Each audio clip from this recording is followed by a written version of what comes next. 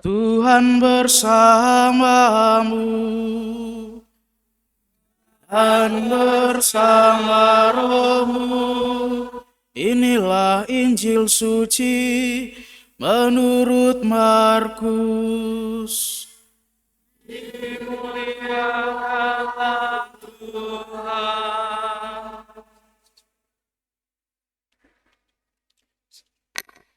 Sekali peristiwa, Yesus tiba kembali di tempat asalnya dan murid-muridnya mengikuti dia.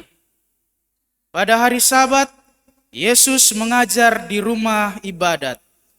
Banyak orang takjub mendengar dia dan berkata, "Dari mana diperolehnya hal-hal itu? Hikmat apakah yang diberikan kepadanya? Bagaimanakah mujizat-mujizat yang demikian dapat diadakan oleh tangannya? Bukankah ia ini tukang kayu, anak Maria, saudara Yakobus, Yoses, Yudas, dan Simon? Bukankah saudara-saudaranya yang perempuan ada di sini bersama kita?" Lalu mereka kecewa dan menolak dia. Yesus pun berkata kepada mereka, "Seorang nabi dihormati di mana-mana, kecuali di tempat asalnya sendiri, di antara kaum keluarganya dan di rumahnya." Yesus tidak dapat mengadakan satu mujizat pun di sana, kecuali menyembuhkan beberapa orang sakit dengan meletakkan tangannya di atas mereka. Yesus merasa heran karena mereka tidak percaya. Lalu Yesus berjalan berkeliling dari desa ke desa sambil mengajar. Demikianlah sabda Tuhan. Terpujilah Kristus.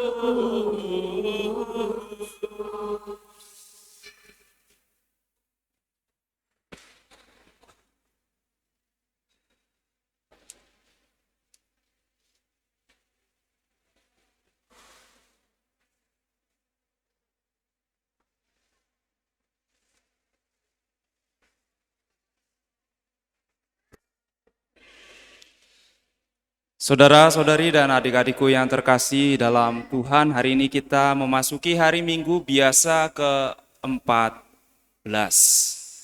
Dalam antifon pembuka tadi saya mengutip perkataan Rasul Paulus kepada jemaat di Korintus. Karena itu aku senang dan rela di dalam kelemahan, di dalam siksaan, kesukaran, penganiayaan, dan kesesakan oleh karena Kristus. Sebab jika aku lemah, maka aku kuat. Kita akan merefleksikan, merenungkan perkataan Paulus ini dari bacaan-bacaan yang telah kita dengarkan. Saudara-saudari dan adik-adikku yang terkasih, mungkin tidak terlalu terlihat karena kita berjumpa seminggu sekali, tapi bagi yang ikut misa harian mungkin selama seminggu ini tidak melihat para Romo yang ada di Teluk. Saya Romo Pratomo dan juga Romo Roy.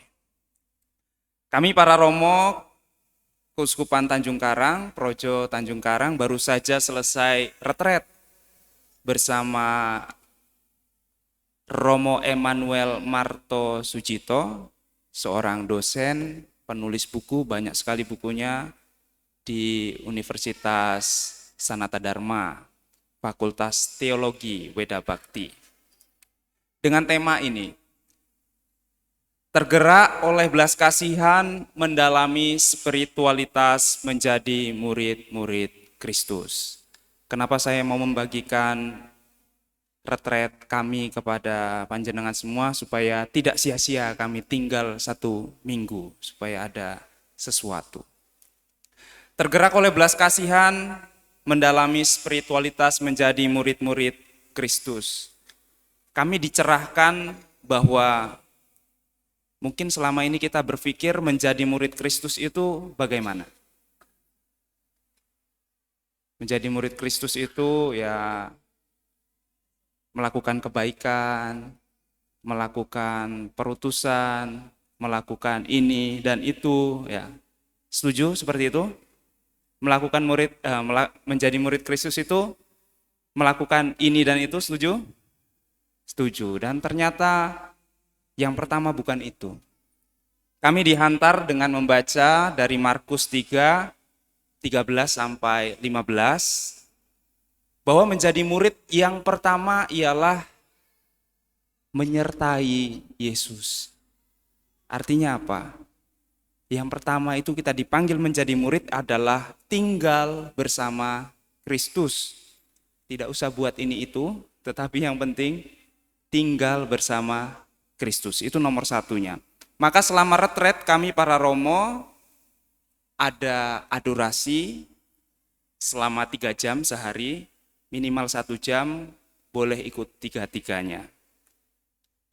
Kami diminta untuk berdoa berlama-lama dengan Tuhan. Tuhan melarang kita berdoa bertele-tele, tetapi tidak pernah melarang kita untuk berdoa berlama-lama.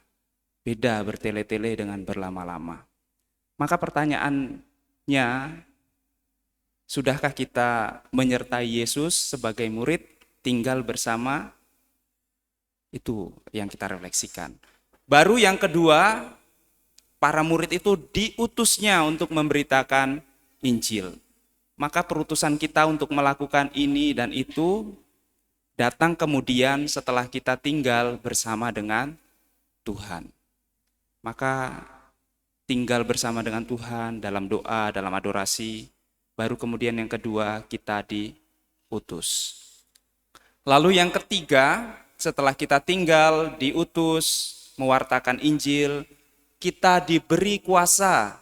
Kalau dalam Markus 3 dikatakan mengusir setan, menyembuhkan orang sakit, membangkitkan orang mati. Mungkin secara logika kita tidak sampai ke sana, bagaimana mungkin?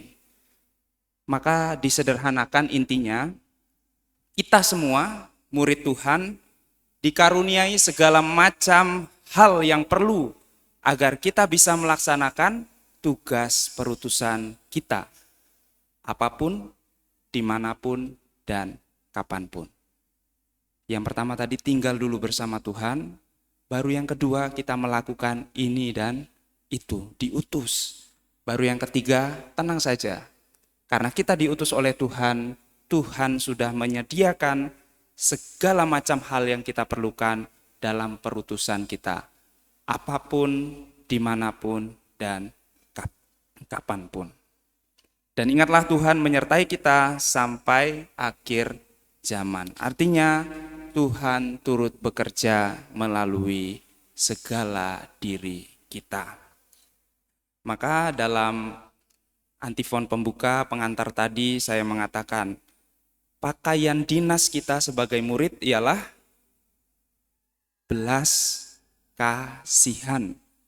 Belas kasih yang mengalir dari kasih Allah Tritunggal, Bapa, Putra, dan Roh Kudus. Inti retret kami selama 7 hari itu yang saya sampaikan barusan. Dan itu bukan hanya untuk kami para Romo, pasti juga pas, precise, presisi, untuk akurat untuk kita semua yang menyebut diri sebagai murid Tuhan. Saudara-saudari dan adik-adikku yang terkasih, lalu hal yang ideal tadi dibenturkan dengan ini. Ketika awal pertemuan retret, kami dibenturkan pada kenyataan yang ada zaman sekarang, yang disebut oleh Romo Marto sebagai mentalitas modern, mentalitas zaman ini. Apa itu kira-kira mentalitas zaman ini? Mentalitas zaman ini itu, mentalitas modern itu ini. Merasa mampu dan merasa layak. Itu penyakit kita semua sebagai murid Tuhan. Entah itu Romo, entah itu prodiakon, entah itu ketua stasi, ketua lingkungan, atau umat biasa, penyakitnya ialah mentalitas modern, merasa mampu dan merasa layak. Atau sebaliknya, merasa tidak mampu dan merasa tidak layak, sehingga tidak berbuat apa-apa. Saudara-saudari dan adik-adikku yang terkasih, bahkan Paulus ternyata telah mengawaskan bahwa perasaan mampu dan layak itu berbahaya. Maka dalam 2 Korintus 12, 7-10, Paulus bersyukur atas kelemahannya, atau dia menyebut duri dalam daging. Ia bersyukur atas kelemahan yang ia terima, sehingga karena kelemahan itu, Paulus tidak meninggikan diri dan tetap berpasrah pada penyertaan dan belas kasih Allah. Kalau kita merasa mampu, merasa layak dalam perbuatan kita sehari-hari, akhirnya kita tidak lagi menempatkan belas kasih Allah sebagai pusat hidup kita. Kita tidak lagi mau berlama-lama dengan Tuhan karena apa? Karena merasa mampu dan merasa layak. Lihatlah kalau panjenengan berdoa, pasti lebih seringnya ketika merasa di bawah, merasa jatuh, baru kita banyak berdoa. Maka meskipun kita seperti Paulus hebat, tetapi syukurilah kelemahan yang dimiliki. Dan Paulus berdoa 3 kali, sama seperti Yesus di Taman Getsemani 3 kali. Tetapi dari peristiwa itu yang patut kita renungkan bahwa Paulus dan Yesus sampai pada ini, biarlah cawan ini berlalu, biarlah kelemahan ini disingkirkan. Tetapi Tuhan, jangan kehendakku yang terjadi, tetapi kehendak-Mu-lah yang terjadi. Maka Yesus berkata, cukuplah kasih karuniaku bagimu, justru dalam kelemahanmu lah kuasaku menjadi sempurna. Dalam kelemahan kita bisa menempatkan, bisa memberikan ruang kepada Allah. Dalam kelemahan yang kita alami, mari kita boleh merenungkan doa yang sama juga disampaikan oleh Paulus.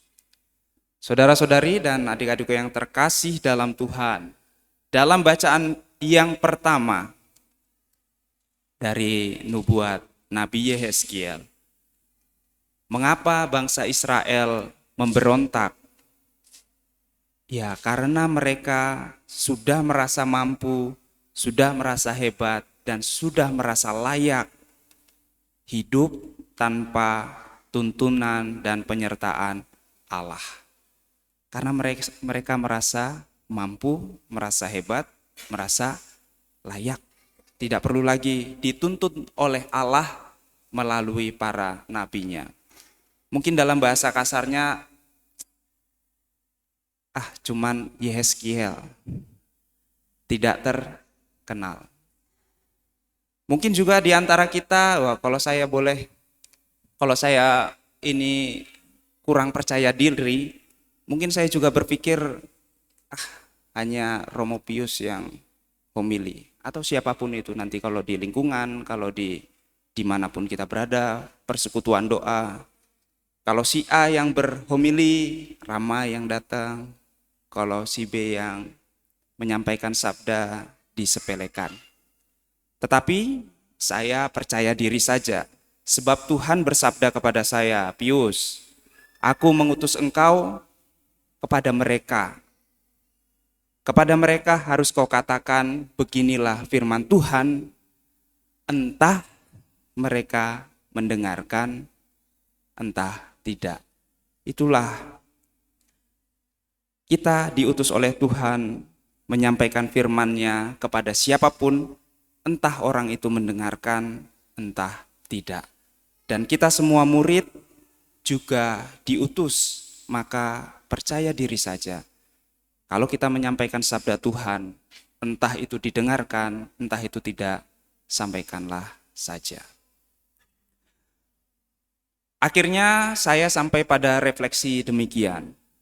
Orang yang merasa diri perfect, merasa diri sempurna, akan cenderung sulit untuk memiliki belas kasih, sulit untuk memiliki empati, sulit untuk memiliki simpati dan kemurahan hati. Sebaliknya, orang yang menyadari dirinya lemah dan menyadari karunia Tuhan yang begitu melimpah atas hidupnya, cenderung akan punya hati yang penuh belas kasih dan apa? Dan dia mau mendengarkan. Itulah. Semakin kita merasa diri lebih hebat dari orang lain, kita semakin punya kecenderungan untuk tidak mau mendengarkan. Dan Injil pada hari ini kita lihat bagaimana orang sekampung Yesus karena merasa diri atau merasa ada yang lebih mampu, lebih pantas dari hanya sekedar tukang kayu yang mereka kenal, asal-usul keluarganya, membuat orang-orang sekampung itu menutup jalan iman mereka, menutup jalan kepercayaan mereka, dan akhirnya menutup keselamatan mereka.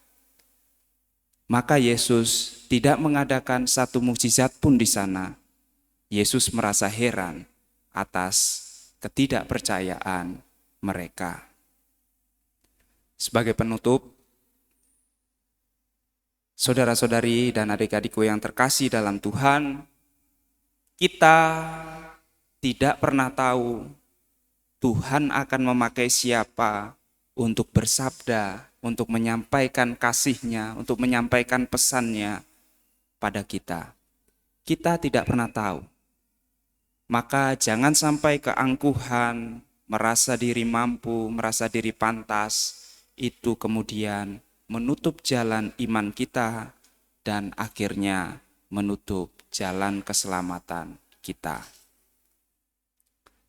Semoga kita senantiasa didampingi, diberikan hati yang penuh kemurahan hati, kerendahan hati, dan belas kasihan, sehingga kita bisa peka menangkap sabda Tuhan dimanapun, kapanpun, dan oleh siapapun. Semoga Tuhan memberkati kita.